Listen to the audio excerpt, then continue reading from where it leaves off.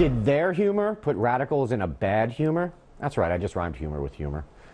I speak of a French satirical magazine whose office was firebombed after it printed a cartoon of the Prophet Muhammad on the cover, not seen here, with a speech bubble saying 100 lashes if you don't die of laughter. The issue was guest edited by Muhammad. But does the fault rest squarely on the shoulders of the magazine itself? You see how I used my tone to demonstrate shock and disgust? It's called broadcast journalism, people. Anyway, that's what Time Magazine's Paris bureau chief thinks, chastising the irreverent weekly for stirring up trouble. Writes the incredible hack Bruce Crumley, quote, "Not only are such Islamophobic antics futile and childish, but they also openly beg for the very violent responses from extremists their authors claim to proudly defy in the name of the common good." The mag's editor responded to the attack by saying, quote, "Freedom to have a good laugh is as important as freedom of speech." I think he stole that from Plato. Let's take a look at the blasphemous depiction of the prophet now, shall we?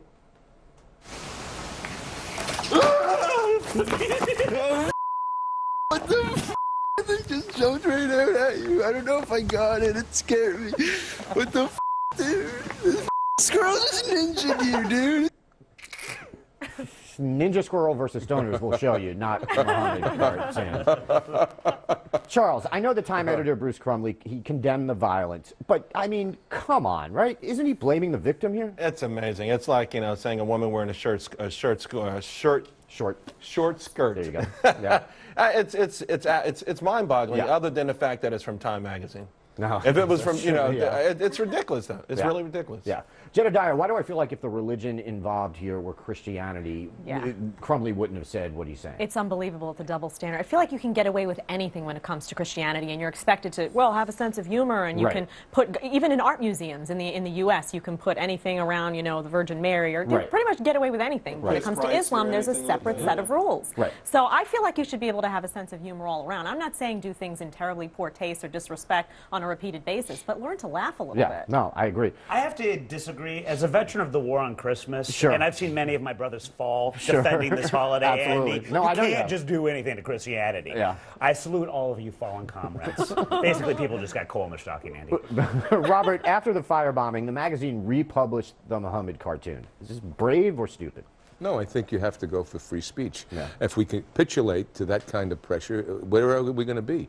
What's next? We don't want you to do this. Don't work on the side of the street because Muhammad said not to, and then you do this.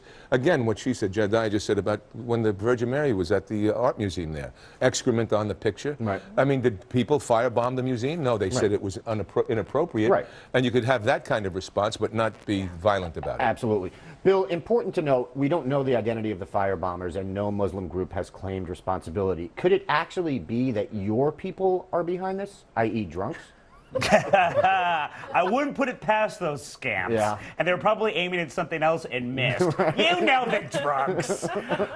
It is true, and many French Muslim groups have already condemned it, and even saying as much as they don't like the issue, they value free speech even more. My thing is, couldn't someone have just sent them a firebomb for not being funny? That lashes thing was terrible. That was a groan. That was. I didn't even get it. I didn't either. I didn't either. It was an excuse to do a Muhammad cartoon. The only thing I can think of is maybe in French it's funnier, like maybe the word. There might have been. There was some word delay there that we missed. But I didn't bother to find out if that was the case. It's no rhyming humor with you. Because I was hosting tonight, not doing my normal job.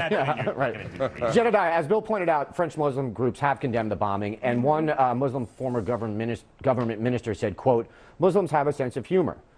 Wouldn't it be nice to see that sense of humor a little more? I think it would be. I think it would set a great example, and I think that there's a way to respond to this. You can disagree with it. You can call it inappropriate. You can be offended. Absolutely. You can't, to be violent, it's just not acceptable for people of any religion.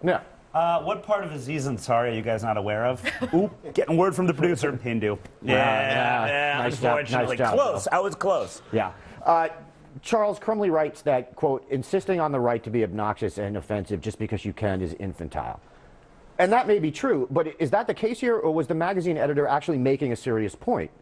I mean, obviously he's making a serious point. It's really, I'm telling you, first of all, Europe is in trouble.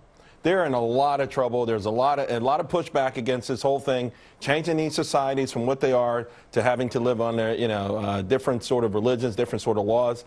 This is just the tip of the iceberg. I want to see where they're going to be about 10 or 20 years from now. And by the way, asking about humor towards Christians, ask the cops in Egypt how fun it's been since the revolution there. Yeah.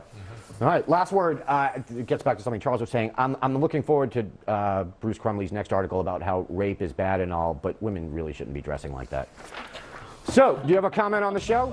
Email us. It's redeye@foxnews.com. And to leave a voicemail on Greg's direct line, call 212-462-5050. Still to come, the halftime report from, yes, Dana Perino. Yay. Tonight's halftime report is sponsored by Qualls, those small nocturnal carnivorous marsupials native to Australia and New Guinea. Thanks, Qualls.